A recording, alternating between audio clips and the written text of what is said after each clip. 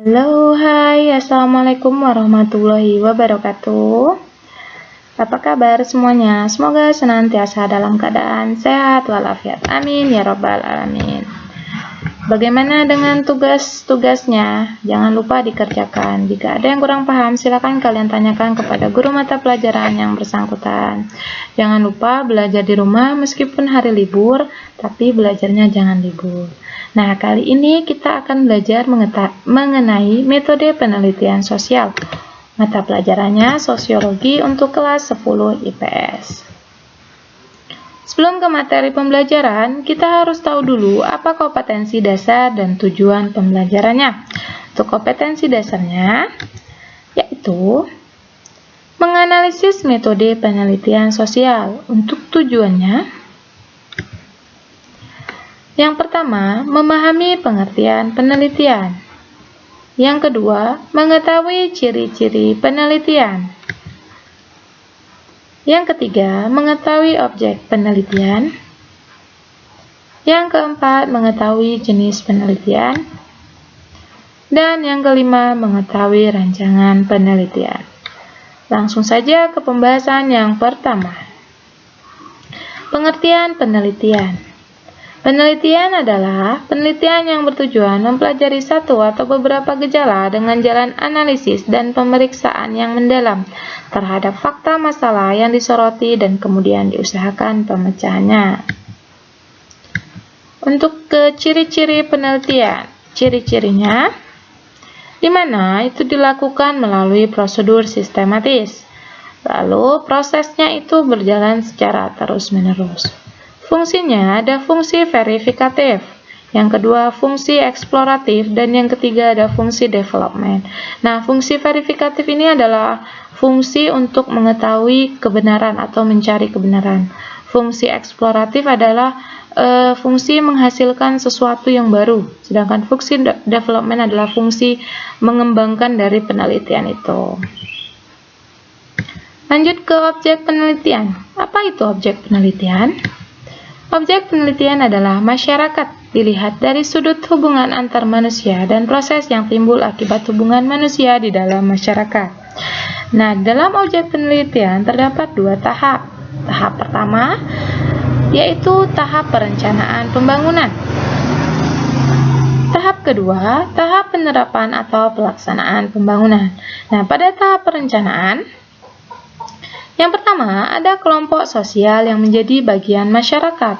Yang kedua, lembaga sosial dan pelapisan sosial untuk mengetahui macam dan aspeknya. Yang ketiga, pola interaksi sosial untuk menciptakan suasana yang mendukung pembangunan. Dan yang keempat, kebudayaan untuk mengetahui hal-hal yang berintikan nilai. Pada tahap penerapan atau pelaksanaan pembangunan terdapat yang pertama mengidentifikasi kekuatan sosial di masyarakat, yang kedua mengetahui perubahan sosial yang terjadi di masyarakat, penyebab dan aspeknya. Lanjut ke jenis-jenis penelitian. Ada berdasarkan tujuannya, yaitu penelitian dasar dan penelitian terapan. Berdasarkan metode yang digunakannya, ada penelitian histori, penelitian survei, dan penelitian eksperimen. Berdasarkan bidang ilmunya, ada penelitian alam atau eksakta dan penelitian sosial. Berdasarkan tempatnya, ada penelitian laboratorium, ada penelitian lapangan. Dan berdasarkan sifatnya, ada penelitian kuantitatif dan penelitian kualitatif.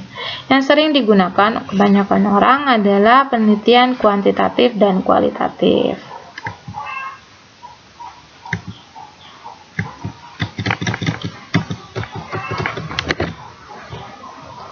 Selanjutnya, kita akan mengetahui rancangan penelitian. Hal yang perlu dilakukan. Hal yang perlu dilakukan yaitu menentukan fokus dari topik. Penelitian itu harus menarik dan perlu diteliti. Data mudah didapat, diperoleh, dan dijangkau. Hasil penelitian dapat bermanfaat. Dari segi subjektif, kesanggupan untuk meneliti, lalu penguasaan metode. Setelah itu baru merumuskan judul penelitian. Setelah merancang penelitian, kita harus tahu bagian dalam penulisan penelitiannya. Yang pertama, ada pendahuluan. Yang kedua, rumusan masalah. Yang ketiga, tujuan penelitian. Yang keempat, manfaat penelitian. Yang kelima, kajian pustaka. Hipotesis penelitian. Metode penelitian. Sampel penelitian. Dan pengolahan data. Inilah bagian dari penulisan penelitian. Sekian pembelajaran hari ini. Semoga apa yang disampaikan dapat bermanfaat dan dapat dipahami. Di slide terakhir akan ada tugas. Silakan kalian kerjakan dengan baik. Jika ada yang kurang paham, silakan ditanyakan. Berikut tugasnya. Silahkan kamu buat contoh kejadian atau peristiwa untuk bagian dalam penulisan penelitian sosial. Sesuaikan dengan bagian yang sudah dibahas tadi. Jadi silakan kalian cari contoh kejadian atau peristiwa untuk penelitian sosial. Setelah itu kalian buat pendahuluannya, rumusan masalahnya, tujuannya, manfaat, dan sampai ke rancangan ya, masih rancangan pengolahan datanya seperti apa. Jika ada yang kurang jelas silakan ditanyakan. Terima kasih untuk perhatiannya. Ibu akhiri, wassalamualaikum warahmatullahi wabarakatuh.